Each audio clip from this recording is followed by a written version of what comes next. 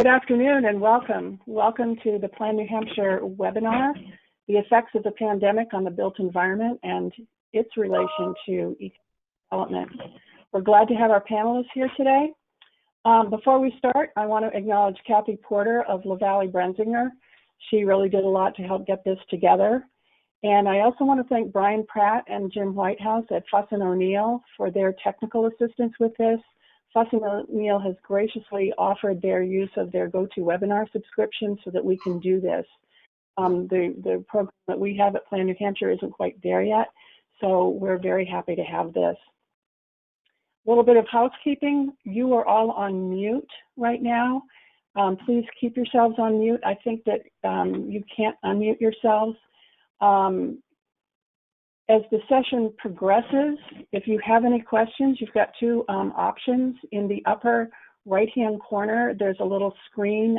If your top arrow, if you just see a bunch of buttons, hit the top red arrow, and it'll bring out some options, and you can see where you can down in chat you can submit your questions. There's also a raise hand option, so if you have a question and you want to raise your hand and say it out loud, we will be monitoring that. What we're going to do is, can we have the next slide, please? Plan New Hampshire, oh, before we get here, sorry, a note on the credits. AIA did not accept our application for credits. There wasn't enough in this program about design and health. This is about economic development. It is also about designing for economic development and health, but it wasn't enough. It wasn't 75%. And as far as the AICP credits, we still have not heard back. So when we do hear back on that, we certainly will let you know. So Plan New Hampshire, our mission is we have a vision of healthy and vibrant communities across the state. We're a member organization. We all work together on that. Our mission is to foster excellence in planning, design, and development of our built environment in New Hampshire. And our strategy to do that is to share information and inspiration for how community design and the built environment can have a positive impact. Next, please. So the agenda for today, we have three presentations, three discussions. Molly Donovan of UNH Cooperative Extension is going to lead us off. You've seen her full biography in your register documents. Nick Coates is the administrator for the town of Bristol, and Brian Gottlob is an economist. He has his own practice, and he also works for the state a little bit. We're going to have them each do about a 10-minute presentation on their own, and then we are going to open it up for discussion amongst themselves, but also incorporating your questions that are coming in that we hope. And after that discussion at the very end, we'll talk to you about our next Hawk Talks and webinars that are coming up in July and August. So next slide, please. The first up is Molly Donovan. Molly, why don't you introduce yourself really quickly again and tell us about your work and really quickly, what do you stand for in your work? What is kind of your mission, your own personal mission in your work? And what are you trying to accomplish in the work that you're doing? And then talk to us about what you've seen about the effects of the pandemic on the built environment and economic development. Thank you.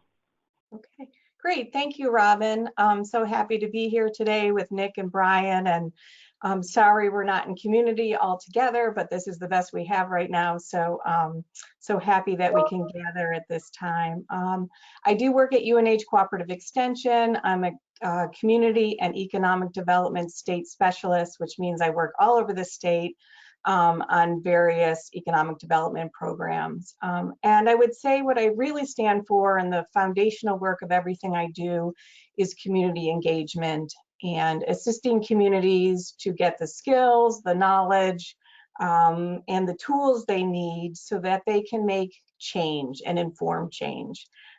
And so don't come to it with an advocacy role or with a mission in mind, but really looking for communities to widely engage and make some good change. Next slide, please. What I'm going to share today are really my experience over the past 3 or 4 months, things that I'm seeing in my community and surrounding communities. I am Seacoast-based, and also have done some work to stay in conversation with communities. So some of what I'll share is what I'm hearing from others. I think most importantly, we want to hear from you in the chat or at the end when we have questions. Happy to hear if the experience I'm having and sharing is not yours. And so this really is a discussion to learn about the effects that we're seeing in our local communities. So please feel free to share away. I think it's important that we're in this time of observation and learning. The slide I have in front of you is Durham on a busy summer day last summer, and then a sign that shows one of our shops has closed. I know you're all having the same experience. We've all watched our community shut down and slowly begin to reopen. And it's interesting. Some folks are calling this the great pause. It feels too busy in community to be paused, and I'm wondering if others are having that feeling. But this is unique. I've done this work over 20 years. Never have we had a 2, 3, 4 month period where everything stopped and changed. And so I think it's important that we embrace that and understand that where we've been, and I think where we still are, is dealing with this disaster and this crisis. We will move to economic recovery. I don't think we're in that stage yet. I think we've moved out of the initial crisis, and we're doing as much accommodating in community and for our economy as we can. I'd like to think about it if we were in the midst of having had a natural disaster. Probably the hurricane is hopefully over, but we're not sure if it's going to rain again or there's going to be another one. And so this is a time to adjust, but also be very observant and spend some time in community with our community leaders, with volunteers, with neighbors, understanding how they're experiencing community right now and how that's different from what it's been, and how we're not going back to where we were. What we're going to have next is going to look and feel different. Next slide, please. I wanted to ground some of my comments in this topic of civic pride and economy. I spent the past year doing research through the university on main streets, downtowns, community centers, trying to understand in New Hampshire and across the nation why communities were committed, particularly to their small and more rural downtowns. Interesting in that research, what we found was the civic center, the downtown, the main street is about civic pride. It's about a place for people to come together. It's where we want to see vibrancy, life, activity. And interestingly, in that research, what came down much further in my interviews was the economy. It was sort of an afterthought. It was, oh, and we love those small businesses, and we want our local businesses. But found that most communities were embracing and taking care of their town for this idea of civic pride. And I share that because I think it's important to consider how we can continue to work on civic pride when our economy may not be strong. And I believe, based on this research, that there will be strong community support for that.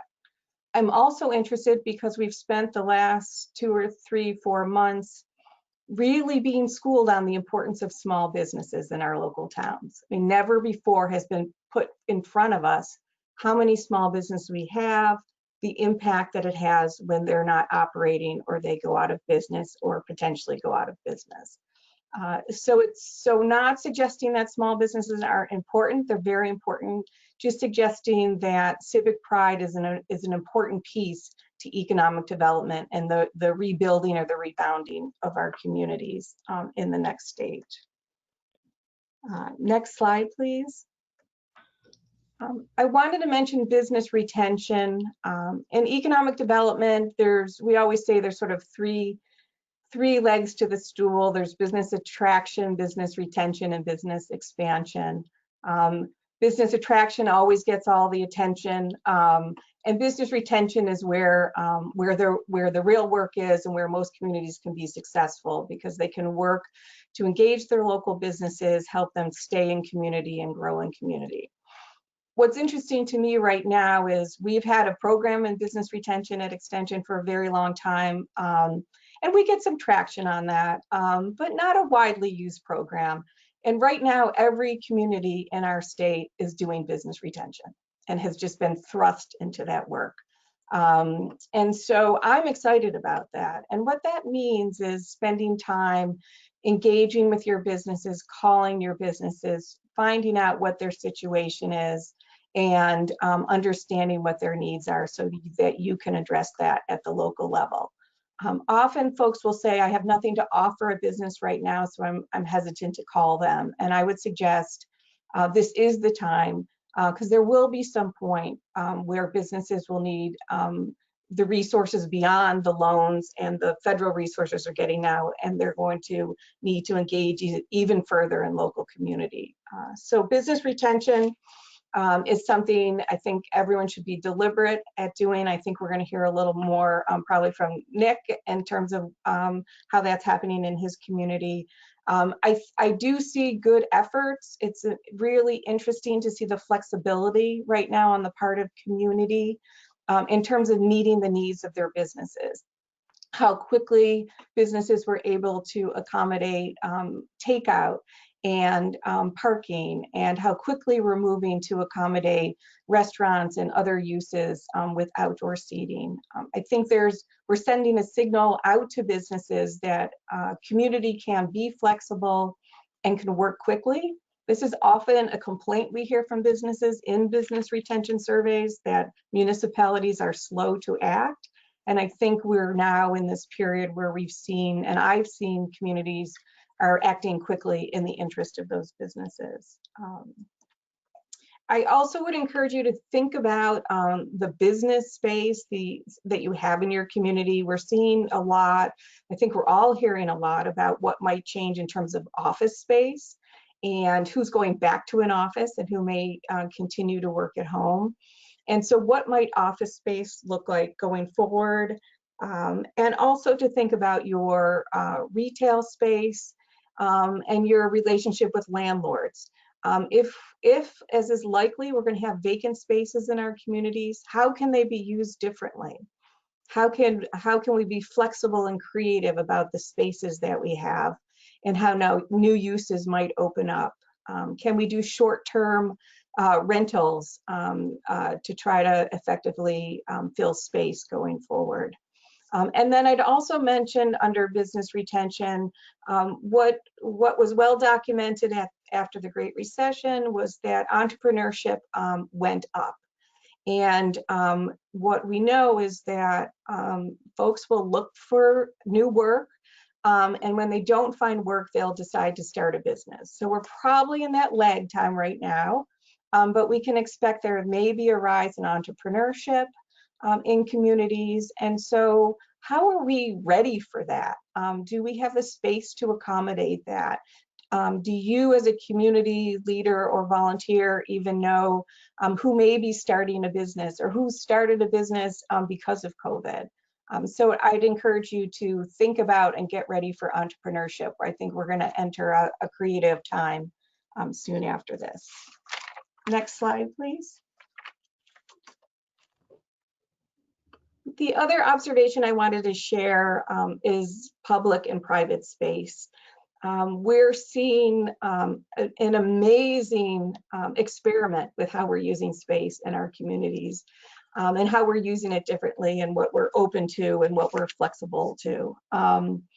There's certainly a big push to accommodate restaurants and move uses outdoors. And I think those of us who have been committed to smart growth principles and have been very interested in the idea of how do we use our streets differently, our sidewalks differently, how do we create vibrancy. And so we're seeing some of that. We're also starting to see some tension around those discussions. So what does it mean to give up part of the street? Is it different to give a part of the street to a restaurant than to a different use? Or is it different to give maybe some park space to a private use?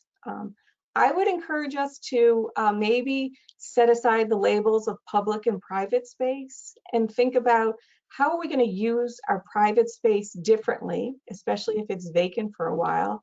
And then how do we use our public space, and in whose interest are we using the public space? Does that make our community more inclusive or exclusive if we share our public space with private uses? I'm not a judgment call here, just I think it's an interesting discussion.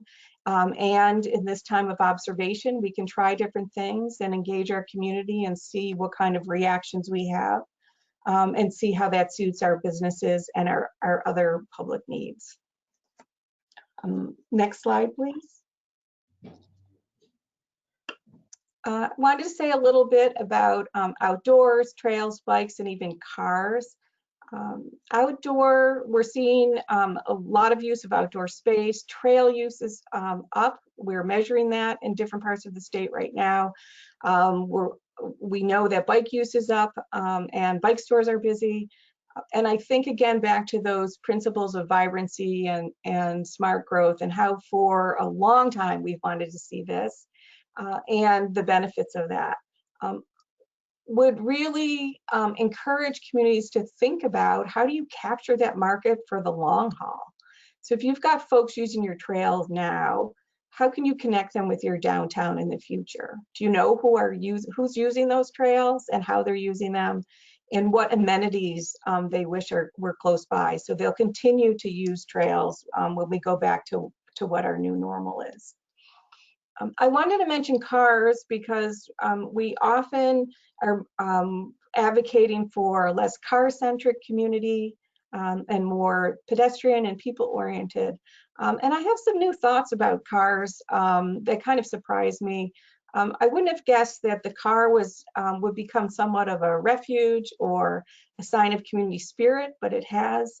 We've all experienced various car parades in our neighborhoods or our towns, and to think that we embrace the idea of bring cars downtown because they're filled with families celebrating a graduation or birthday or whatnot. And so I think it's a good time to think about, you know, how does the car benefit us in terms of community gathering and community space.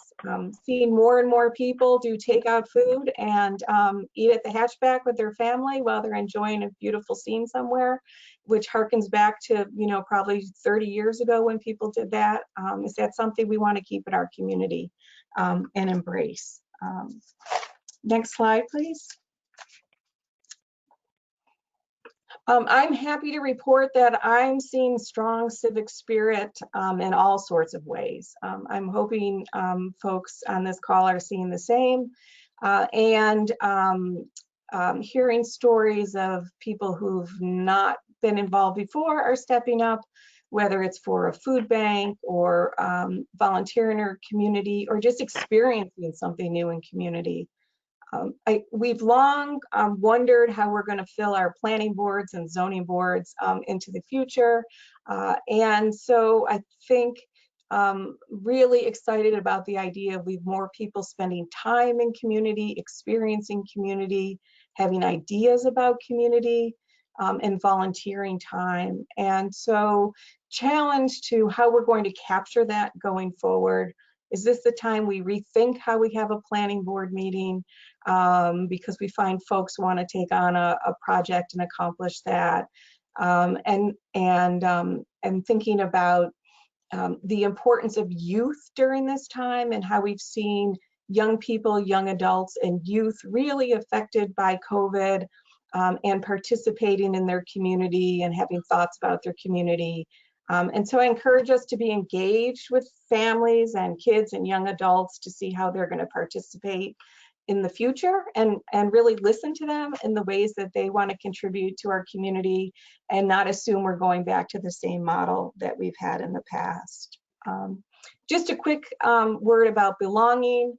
I think it's important that when we were asked to do this webinar, we were talking about COVID. Here we are 2 weeks later, and we're seeing the greatest unrest in our country with regard to race relations, and an opportunity to work harder on the idea of belonging and designing our spaces so they reflect the cultural, historic, and current values of everyone in our community. And so I would say we are absolutely challenged to begin to consider that at the local level. And I think we're equipped to do that in New Hampshire, which is exciting. Next slide. And then finally, community response. I think probably many communities are in their response mode. We've really, I think the last 3 months been in this era where we're really focused on health of our individuals and our families, and on the importance of our businesses and keeping our businesses, and how to do that with social distancing, etc. Really interesting piece from Bruce Katz that he's writing about the importance that we have a place-based response to COVID. I think what we know is when we move to this recovery phase where we have lost businesses or we have a change in businesses, where we're going to have to really look at our places and talk about how we're going to repopulate them and rebound. And so to think about a community response is different than an individual business response. And I think we're well suited to do that because we've seen communities step up in so many ways. And so I'm hopeful when we enter recovery, that's when we're going to be in our full community response phase. And so that's what I wanted to share today. Again, my observations based on talking to community and being in community. Happy for questions and comments at the end. Thank you.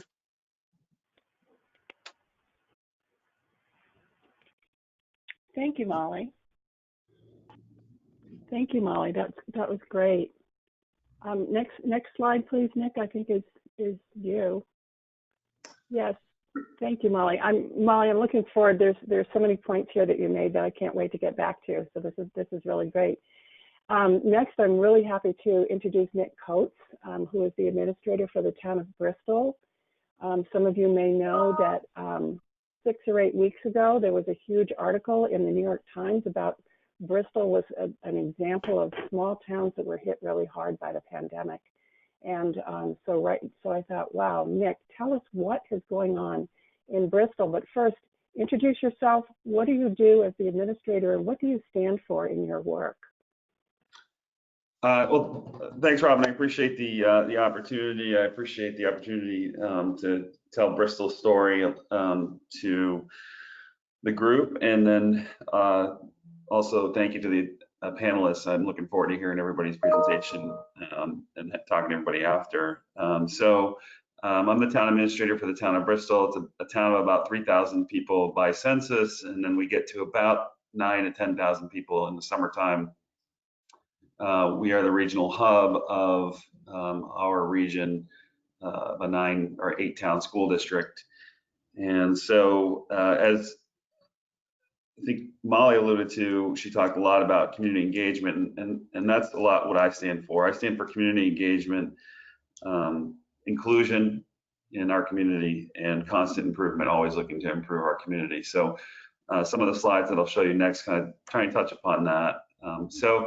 As was mentioned, we were unfortunately featured in the New York Times. We didn't know when the story was going to come out, and then I got a phone call about 4:30 in the morning from my mom saying that we were on the front page of the New York Times, which I thought was going to be a piece about how rural America is navigating what's going on. It turns out it was a piece about how our economy was devastated. We didn't necessarily agree with what the New York Times wrote. There was a lot of fact that they wrote about, but what we felt they really missed is what I'm going to talk about next, which is the community pride and the civic pride that we have in our community. We have a very, very strong community, 3,000 people, as I mentioned, and many people who have lived here for generations or have come up here for generations and then resettled. So the article basically determined that the town of Bristol was devastated, and we disagree. So we aren't devastated. Interestingly, though, during the middle of the reporting from the reporter, he had asked me how Freudenberg, which is a manufacturing plant in town that employs about 450 people in Bristol, was doing, and I said everything looks good. I got a phone call a couple days before the article went out, and he said, by the way, Freudenberg has just laid off 2/3 of their workforce. What do you think about that? So needless to say, it threw us for a loop, and so that frustrated a lot of people in the community when the article came out, because it really felt like it was a shot at the community. So I just want to talk a little bit about kind of how we've gotten back up off the mat, so to speak. So one of the first things we did after that article came out is I felt that it was really important for the community to feel like there are people in their corner, and that just because one newspaper article tried to define the community in one way doesn't mean that's who we are. And so I wrote an open letter to the community, and I just screenshotted one piece of it. And I think the line that I really wanted to highlight is here in the middle on the second page. And it just says, Bristol isn't just about its COVID response. Bristol COVID-19 has just highlighted the best of who we are. I think really that's what I was trying to get at with our civic pride, is that we do take a lot of pride in our community, and Freudenberg has a lot to do with that. Our economics are challenging. We're at about 20% lower on the median household income of the state. And so we are not a rich community. We do have a lot of affluents who come here for the folks who come here for the summer, but we are very much a blue collar working class town. And what I think is important is that this town always answers the bell. Whenever there's a challenge, we find a way to make it happen. We are not rich in dollars, so to speak, but we are probably the most prosperous community when it comes to community spirit and community engagement. We really, really step up. And I think that is what has helped us get through a lot of the challenges.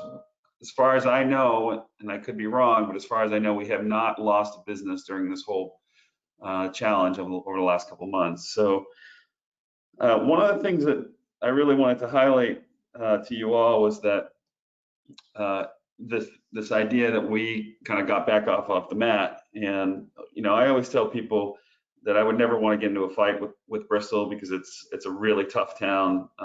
We will fight back. We will push back. We will not take your definition. We will define ourselves, and we will work hard to make sure that we define ourselves on our own terms. And so, again, it's highlighted the best of who we are. And one of the things that I wanted to highlight is that, excuse me, after that New York Times article, and really during the whole process, it was right around town meeting when things started to break, and we sat down at supervisory level, our department heads and I sat down and kind of came up with a plan about what are we going to do. And we came up with basically 11 points, and I won't go through each one of them. But one of the most important things that I think of those 11 points, are really two of the most important things within that point, was that we really wanted to make sure that the social service agencies continue to be supported, even more so, and the most vulnerable in our population were continuing to be supported. And so I had asked our police department, and I had challenged each of our department heads, and it really wasn't much of a challenge because they get it right from the get-go. But I had challenged them to really think about the folks who don't normally get included in our community, and how do we make sure that they don't get left behind. And so one of the first things that our police department did is it started a shopping program. It got handed off to volunteers. We ended up having about 40 volunteers in the end, running a shopping program for seniors who couldn't get out, and really focused again on how do we make sure that people get what they need. And feel included in the community. So our police department headed that up, which is an amazing thing. And then turn it over to volunteers as well. And volunteers are just starting to turn it back over as people are starting to go back to work now. And one of the other things that we really focused on too was our businesses. How do we make sure that our businesses are getting what they need? And so a second group of volunteers got started to really talk with the businesses. And it was really about just calling them, stopping by and saying hi, asking them how they're doing, what do they need, what can we do? Even if it's nothing, it was just a matter of just letting them know that there's an ear at town hall for them. So we focused a lot on that and on just being involved in the community and being part of the community. It's reinforced what we do. Our staff is great about that already, but it's reinforced what we do. What we did is we really wanted to make sure that people were informed and informed in many different ways. And so we set up sections on our website for community resources. We started working with our library to provide educational videos for businesses and residents on different ways that they can get through this process.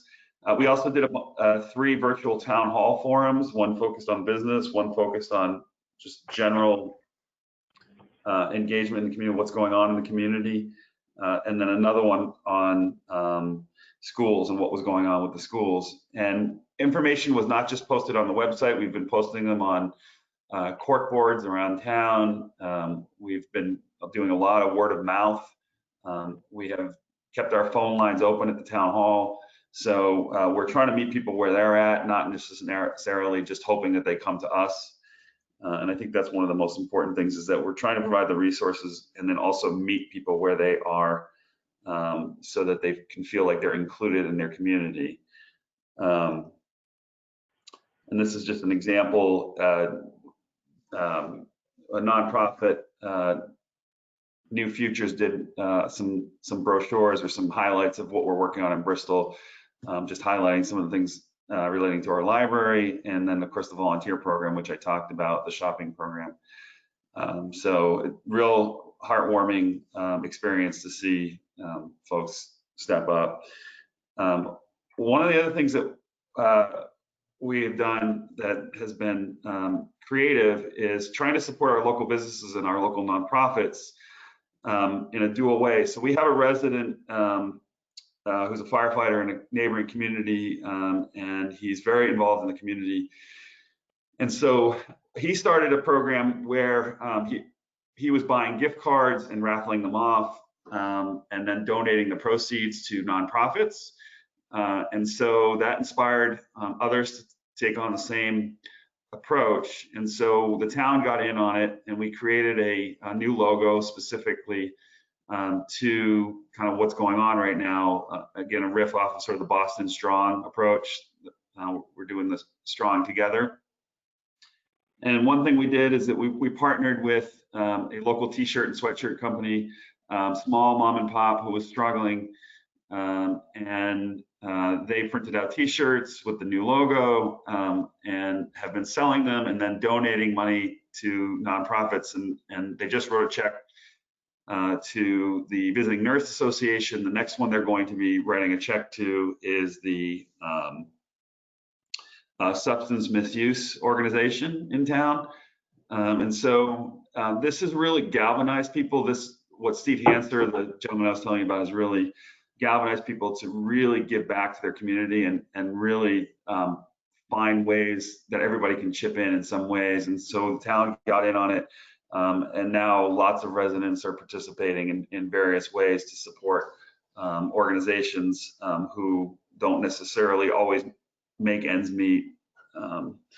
As a matter of fact, I was just talking to the food pantry the other day. The person who runs the food pantry, she said that they're doing better than they ever have during this time, which is a wonderful thing for sure. One of the last things I wanted to talk a little bit about was our businesses and the business support that we've been doing. So this has been led by our land use manager, Christina Goodwin. She's very engaged in the community, and you know, from the get-go, we have always focused on great customer service and how do we make it easy for people to get what they need to do, still following the rules, but also at the same time, really, how do we make it so that they can get through their processes? And so when the governor came up with the guidance for outdoor seating, we had a brainstorm and talked a lot about what are we going to do. And instead of coming up with a regular old site plan process or amendment to the site plan, we decided to come up with basically a one-page form to allow businesses to put outdoor seating. And it allowed us to both track the information and make sure that people were still adhering to site plan rules and not sort of adding things on that weren't going to be part of their original site plan, but also allow for some flexibility and some creativity. That's what we've really been focusing a lot on with these businesses is creativity. How can we creatively use some of these spaces? And so I'm proud to say that Christina has worked directly and approved 14 businesses who have outdoor seating now as part of this. And one of the, and Molly had alluded to sort of the use of public space by private enterprise. And one of the things that we're doing that's opening today, and I apologize, the photo isn't great because it's rainy here in Bristol, but what's opening today is that we're repurposing some sidewalk space for a microbrewery in partnership with them. And so we are eliminating some parking spaces right now and using that as temporary sidewalk and putting seating out on the sidewalk. I cannot emphasize enough how grateful the business owner is for this. And he was someone who we didn't necessarily have a difficult time with, but was always kind of hard to work with and not always necessarily the most positive on the town. He's been posting all sorts of things on Facebook about how he loves his town, how he's so great, that it's so wonderful that the town has been supportive. Again, this goes back to what our kind of mindset has always been, which is how do we be helpful, how do we be flexible and accommodating, and how do we allow for some creativity, which again goes back to that what I wrote in that letter, which is this is going to bring out the best of us. The last thing I'll say, just relating to because Molly had mentioned entrepreneurship, she talked about retention, which I've just talked about, in helping all these businesses and creatively find ways to seat folks. We have been in discussions with a company, an Argentinian company, to relocate to Bristol, and we've partnered them with some investors, and they were originally going to be doing a laser project for cosmetic purposes. What has happened is the two of them and the town has been working together, and they have now actually worked on a solution relating to COVID-19 and how lasers can be used to disinfect hospitals and nursing homes. And so what COVID-19 has essentially allowed us to do is to expand an offering with some real public health benefits to the area and to the we think to the country, potentially the world. We had been working on that, getting that business here. Now the COVID-19 has presented us an opportunity to really create a homegrown business here, which is really exciting, and excited to see where that comes next. So that's really all I have to say. I hope you found it useful, and be happy to take any questions and answers at the end as well. Thank you, Nick. That was great. I can't wait for the discussion to start to hear what you all think about each other's ideas. This is awesome.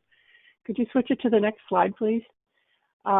Next up, I'm really happy to welcome back Brian Gottlob to Plan New Hampshire. And Brian is an economist, and I'm going to turn it over to you, Brian, to introduce yourself and who you're working for now, as well as on your own, and what is it that you stand for in your work, and what have you seen about the effects of the pandemic on the economy? Thank you, Robin. I am an economist, and currently I am the director of the state of New Hampshire's Economic and Labor Market Information Bureau.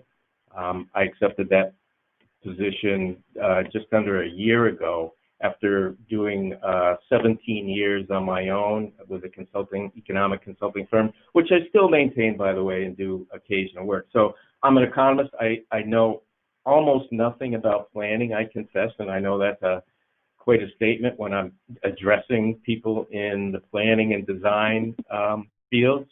I know absolutely nothing about design, so I'm the perfect guy to be addressing this panel, obviously.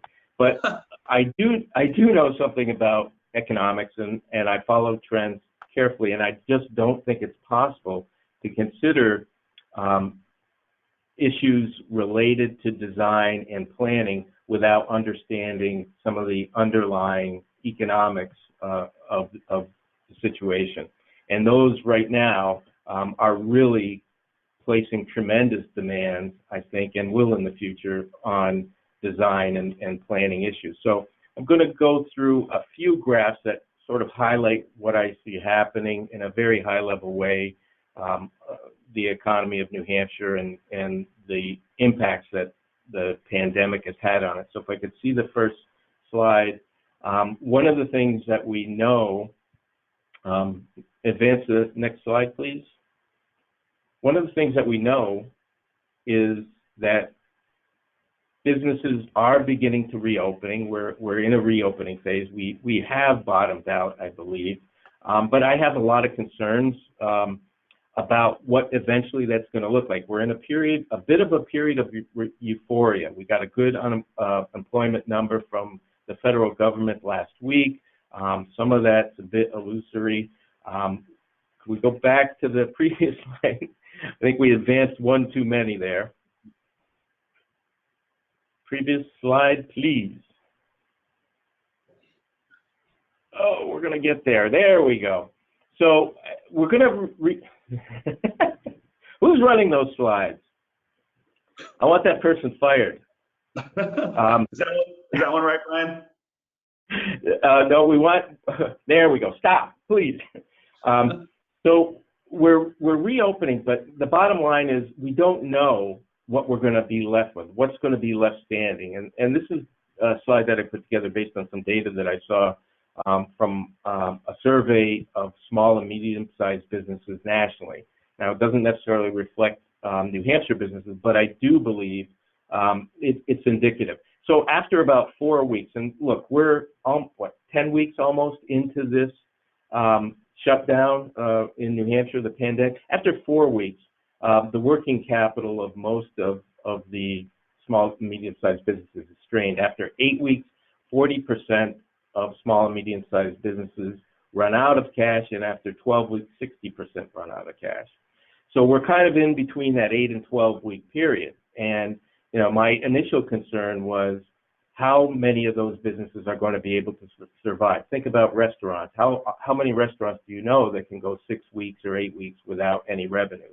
Now, one of the things that has saved a lot of small businesses has been the PPP loans, the loans that have been given, the paycheck protection loans that have been given to businesses with the possibility that they'll be forgiven and not have to be repaid if they maintain at least 75% of, or at least 75% of that money goes to wages and salaries of their employees. So they've kept a lot of people on as a result of that. And that's 22,000, more than 22,000 businesses in the state of New Hampshire received those loans. Just to put that into perspective, that's almost 50% of the businesses in the state that have employees. So almost half of the businesses in the state have received some assistance in keeping people on the payroll. What happens when those loans begin to run out? And that will occur later this month and in July.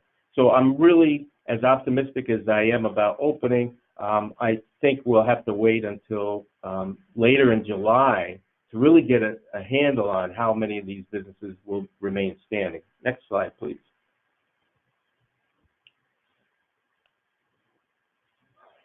So we're seeing more companies opening, more people working in different industries going back to work. And this is just a slide to put some perspective on that. We know that some industries have been especially hard hit. We know that the hospitality industry, restaurants have been especially hard hit, accommodations, lodging, bars.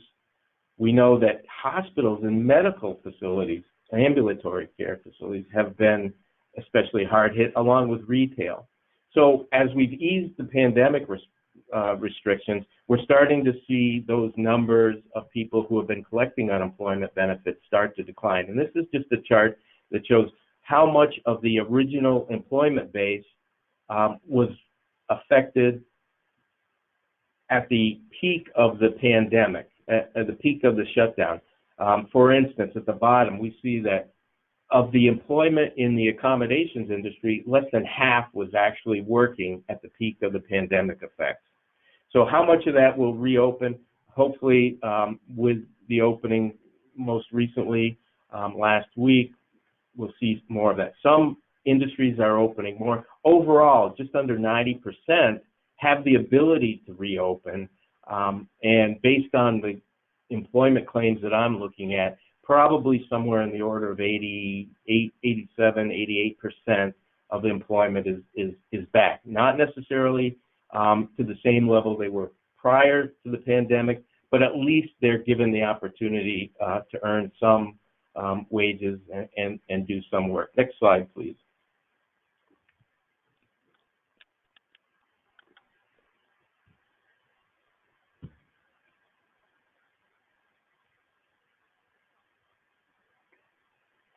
This is just a slide I wanted to highlight not only absolute numbers, but just as employment begins to pick up, we're starting to see, or I'm starting to see at least, maybe no one else is noticing, some real shifts in who is hiring, not only in terms of the industries, there's some shifts, but the occupations are starting to shift, and the nature of the employment, even within an industry, is changing.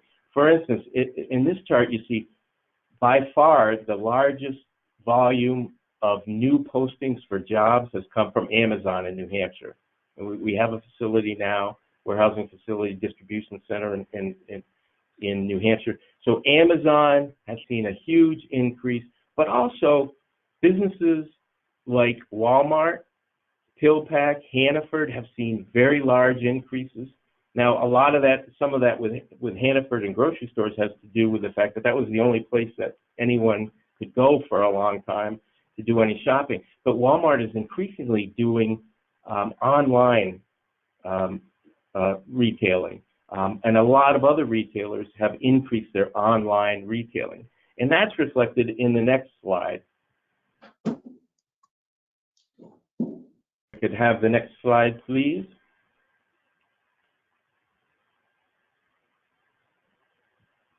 This slide to me is almost, it really sums up a lot of what's happening.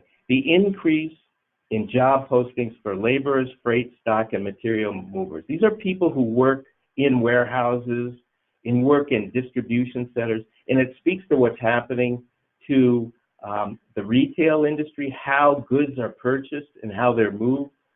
You know, one of the things that this pandemic has done is it's accelerated the change in the nature of retailing nationally and in the state of New Hampshire. And how long that lasts, I don't know, but we do expect that there's going to be a continuation of movement from brick and mortar retailing to online retailing. What are those kinds of implications for our towns and cities? From what I see in this pandemic, there are really a few critical implications for the trends that we're seeing. Number one, smaller towns and smaller cities have, over the last couple of decades, increasingly been defined by eating and drinking places and very specialty kinds of retailers. And I would stress the eating and drinking places, places where people aggregate, places where people socialize. How that rebounds after the pandemic subsides is a key question. And I think I have a lot of concerns about many small communities in New Hampshire and their ability to accommodate that change. It's one thing to be a Portsmouth, New Hampshire, where you have large numbers of visitors on a regular basis and you have very good demographics.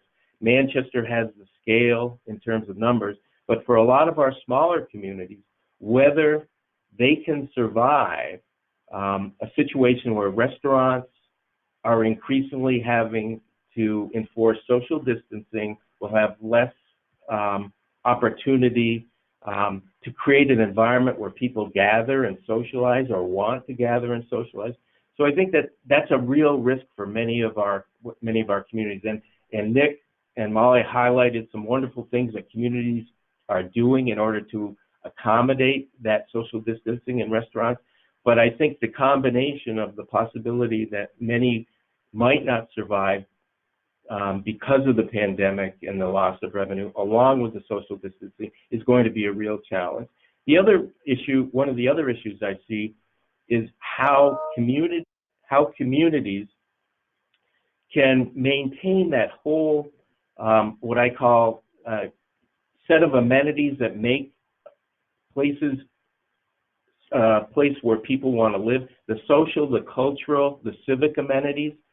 Our most vibrant communities are places where people want to gather, where they want to socialize, where they want to be in community. And I think, and I'm not a planner here, but I think as planners, that the key question is, how do you accommodate that notion of community in your planning? How do you facilitate the gathering of people in public spaces in a way that maintains the kinds of things that we know are going to need to be maintained going forward? Look, the pandemic has changed us fundamentally, and I think forever.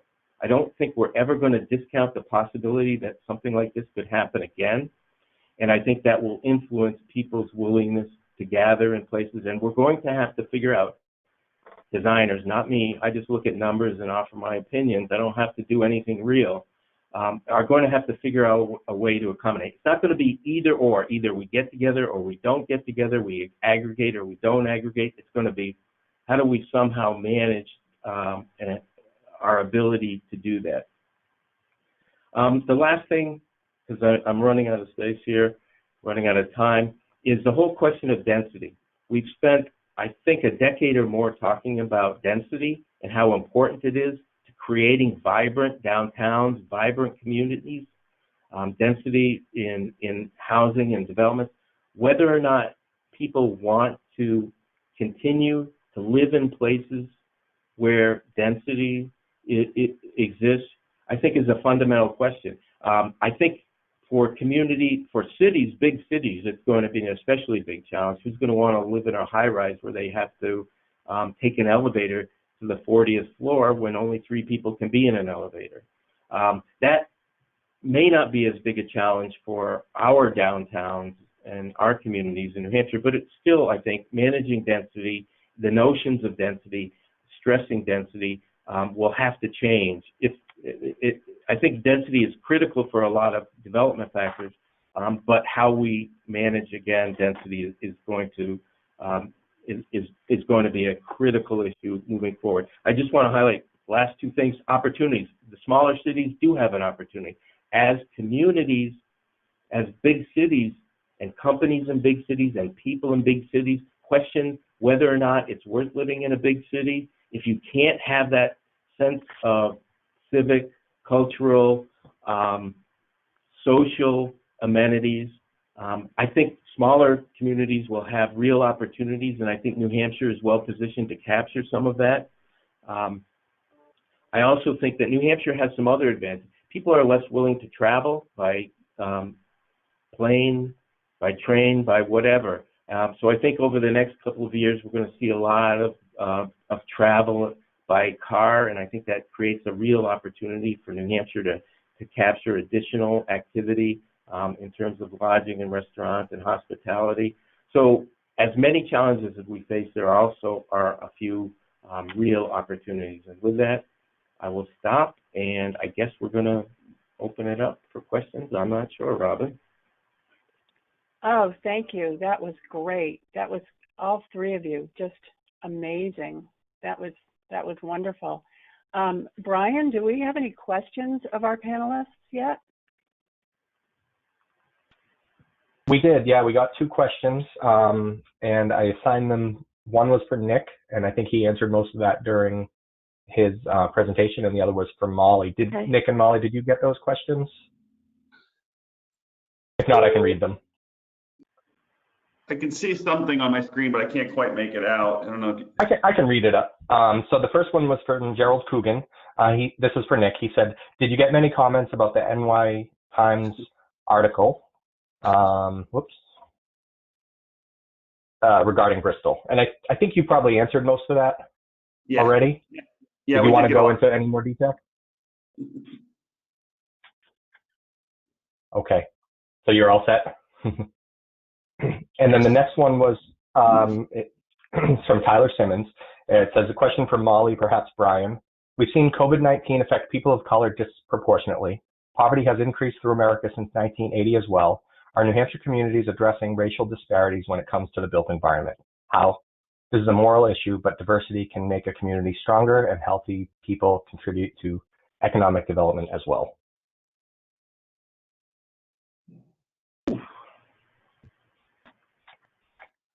This is Molly. I guess I'll jump into that first.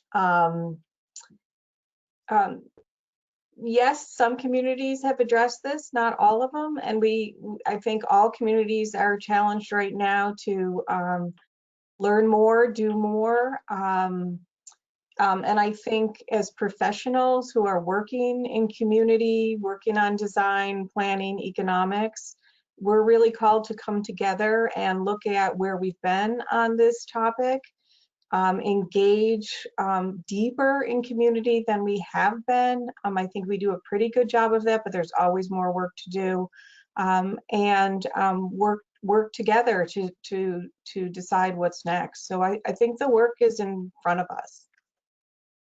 I have just a couple of comments. One of the real challenges here with this pandemic is that it is having real unequal impacts on a lot of different, not only individuals and communities, but it is accelerating inequality, and it really threatens to maintain, reverse a lot of efforts to address or remedy inequality. But inequality is really very much more apparent now during the pandemic. And I'll give just one simple example: the fact that children have to remote learn. Huge difference in households and their ability to satisfy the needs or the demands of remote learning. So, we're just accelerating whatever inequality there is in educational opportunity through this pandemic. There's other inequality, if you want to get into the bigger picture, the fact that, the stock market is doing rather well today, and yesterday it was down, and so much effort has been directed at making sure investors don't lose any money. It's creating this very large dichotomy between investors who have done pretty well and not really lost that much versus 20% of the population that has seen, or probably closer to 40 when you figure hours cut, have seen their income go down. So it's just a horrible message that we're not all in this together, that some are going to be, that anything will be done to make some whole, and less will be done to make it, a larger group of individuals not whole. Yeah, I want to agree with Brian on that. And so I think in this period of observation, it's highlighted. And I think a couple of areas, absolutely broadband continues to be an issue across parts of our state. I think in the past 10, 20 years, this inequality has played out in our housing market and our housing choices, or our lack of housing choices. And so hopeful that in terms of housing design, housing choice, this can be a conversation. But I also think it's important that we consider how we're using our civic spaces. We're considering who can use the sidewalks going forward, and is that easier or harder post COVID? And so I think there are a lot of design issues, and I think it's all wrapped up together. I remain hopeful that we will come together and use this as an opportunity to be deliberate in some of these discussions. Great, thanks everyone. Great point. We received a few Okay. more comments and questions. Should I continue? Great, absolutely.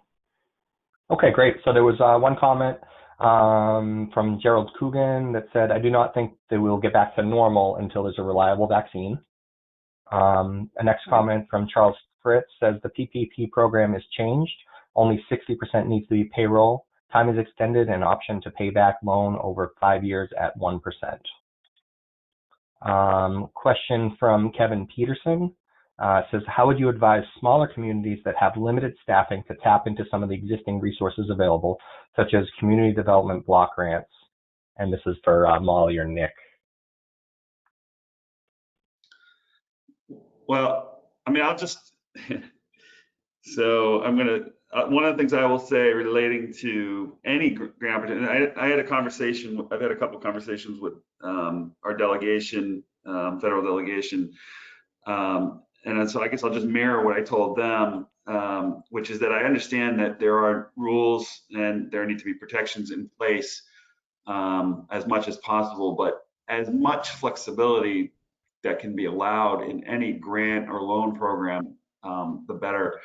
Allow the people, and I speak from a slanted perspective, a biased perspective, but the municipalities are the ones who are delivering most of the service. We're the ones left holding the bag for most of this challenge. And to put on additional restrictions and difficult ways in which money can be applied for and accessed, I think is going to hamper a lot of communities from wanting to apply.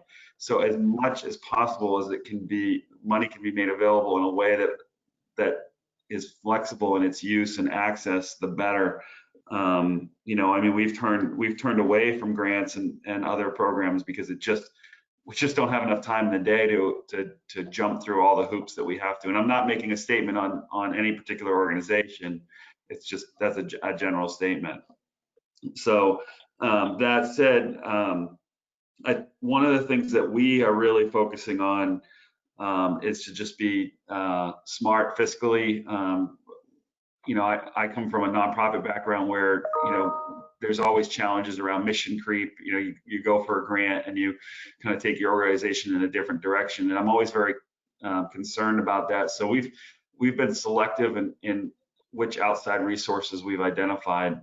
But you know, I'll just say some of the things that we need the greatest help with are just the things like the day-to-day of, you know, the PPE. How do we access PPE for not just employees, but for our community members? I mean, you want to talk about disparities in the real, that's it right there. People cannot access PPE who are of lower income, who are not of means. You know, people cannot access the masks and what have you. And I think the other piece of it that we're really focusing on is, I think, what was discussed earlier is you know, public utilities, public spaces. We're really, regardless of this COVID-19 situation, we're forging ahead with our work to deliver broadband to every home in the community. We are forging ahead with building trails and connectivity in our community. So, you know, as much as funding can be made available to continue that work, because we will get out of this at some point. It will look different, but the base, I think what I'm hearing from Brian and what I'm hearing from Molly is that the basics of community will still exist, and those communities that continue to work hard through this and try to provide opportunity, I think are going to be the ones that are going to be the most successful. So anytime funding that can be made available for those things, I think is important. Yeah, building on what Nick said, let's be creative. Can we incentivize the communities that have capacity to go for this funding and can do the application and the reporting, and pair them up with our smaller communities who lack the capacity? Or is there another organization that can play that role? Is this a moment where we can advocate for more capacity at the local level in terms of staffing and some serious funding toward that? I don't have the answer, but I think we should throw all options out there and try to address what is a very serious question of capacity with regard to accessing this type of funding. That's right. Thank you.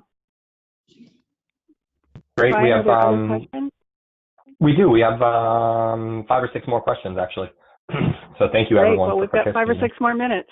We've Okay, got 5 so or 6 I'll more read minutes. this. Oh, good. This is from Liz Gwen. It says, Molly and Nick, can you talk about civic pride efforts that will support communities outside of the realm of business support and how public space and resources can be directed to this effort, especially important as businesses may be closing over the summer? Molly, you want to go first? No, you go ahead, Nick. Oh, crap. Oh man. All right. So I'm sorry. The question again was basically how can we instill civic pride in the community beyond just supporting businesses? I can read it again. It says, Okay. can you talk about civic pride efforts that will support communities outside of the realm of business support and how public space and resources can be directed to this effort, especially important as businesses may be closing over the summer? I guess it goes back to kind of what I was touching on upon earlier. Is we're forging ahead. We're in the middle of building a trail or a second trail. We're actually making improvements to our park and downtown. And those are resources for everybody, not just for the community. So we're not stopping. I mean, in fact, I'm probably driving my staff crazy. We're accelerating wherever we can to make spaces available. One of the things we have had a couple buildings before this all happened that closed, and we've been working with business owners to make those spaces available in different ways. Like we've been using it, one as a kiosk to promote some of the efforts that are going on in town. So kind of to the point about how do we use space that might be getting not utilized right now. That's one of the things that we're doing. But boy, I guess those are the things that I'm a big believer in beautification and parks and infrastructure. So we're moving ahead in that way, and that's for all people. And I'll just say one thing related to that is that we had a Black Lives Matter march here in the community, and it rallied at our Kelly Park, which is our great public space in our downtown. And so that space was made available for that purpose, and we'll continue to do that. Yeah, I think I'm confident that the civic pride is going to carry us for a while.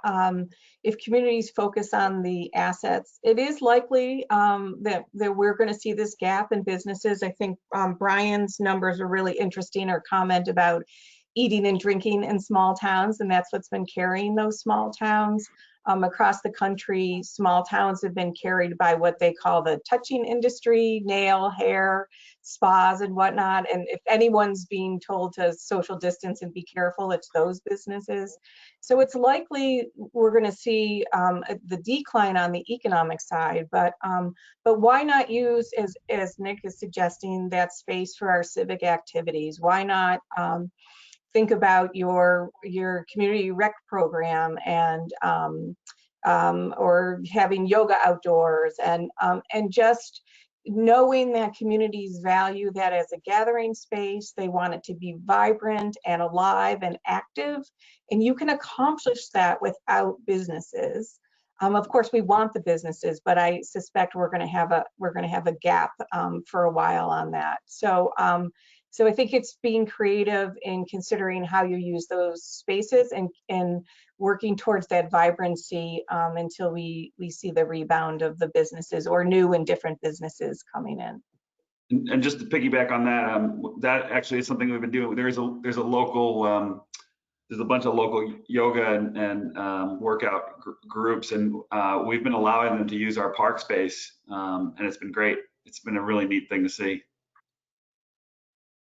And I think piggybacking on that too, in answering the question and also what you both said, this also, as we each alluded to earlier, that this pandemic has revealed so many different things that were always there, but we just weren't paying attention to a lot of it.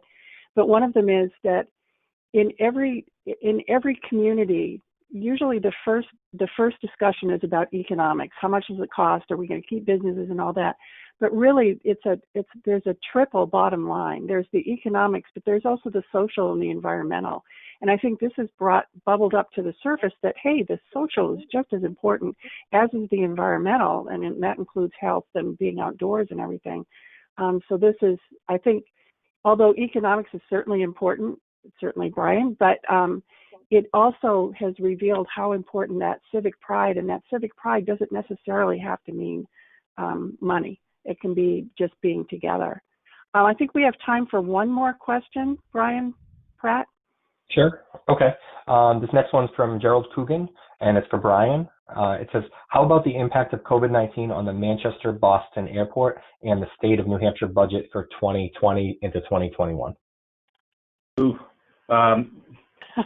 The impact is profound on both. You know, in terms of the Manchester Airport, it had seen more than 50% decline in its in plane embarkments the decade prior to the pandemic hitting. So it had been on a kind of a decline in terms of usage for a while, and that's for a number of reasons, largely because of low-cost airlines that have chosen different airports to fly into and out of. So this obviously has not helped it at all.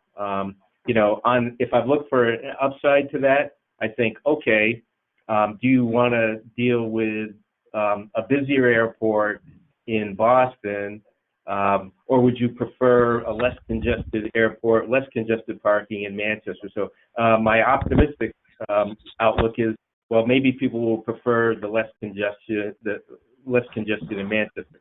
The state budget is not going to be in good shape. You know, we're looking at a range of anywhere from $250 million on the low end to as much as close to $500 million in terms of shortfalls in revenue. We know, you know, some of the key revenue sources. The second largest source is rooms and meals taxes. Obviously, with the closures for a period of time, as well as people's reluctance to aggregate in restaurants and bars moving forward, that's going to take a big hit. Business profitability is down. A whole lot of resources. That's going to really compound the issues that we face for communities and the assistance that communities get in dealing with the pandemic. Again, you know, looking at the inequality theme, some communities are going to be better able to weather the storm. Some are going to need more help. I think prior to this pandemic, we were in a period of the state looking at providing more assistance to communities. I think that's all kind of at risk right now. Well, thank you. Nick, can you go to the last slide, please? Yes. I want to thank all of you panelists for being here, and we have to close in about 30 seconds. But panelists, if you could stay on for another minute. I want to thank Nick and Molly and Brian for being here. I hope that all of you who are in attendance enjoyed it and got something out of it. There's just so much to think about. Just want to really quickly say that going forward, our next sessions, the first Tuesday of each month, we have Hawk Talks. They're named for Roger Hawk, who was a longtime member and supporter of Plan New Hampshire. These are shorter webinars, 30 minutes. The next one is on July 7th. We're actually going to be talking about thinking differently about office spaces. Molly had alluded to that earlier. I think it was Molly that said we have to think differently about office spaces and people staying home and so forth. July 9th at noon will be our next webinar like this. It's the second Thursday. We will be talking about designing for COVID and beyond. And I'm hoping, Tyler, that I'll be able to bring some of your question into that, because designing for the inequalities is something that we are only becoming aware of as basically as a white society, and how so much of what we do we don't even think about because it just is. But there's also other things that we'll be thinking about. August 4th, the Hawk Talk will be, and also to that point, considering Maslow's hierarchy of needs. We know that Maslow's had his basic, you need food and shelter, and then the next one up is safety, and after that is and then the next level up from that is connectivity. But I'm suggesting let's take a look at this, and how can we use this as a model, and how can we use this hierarchy of needs as a guide for how we address our planning and our design going forward in our communities.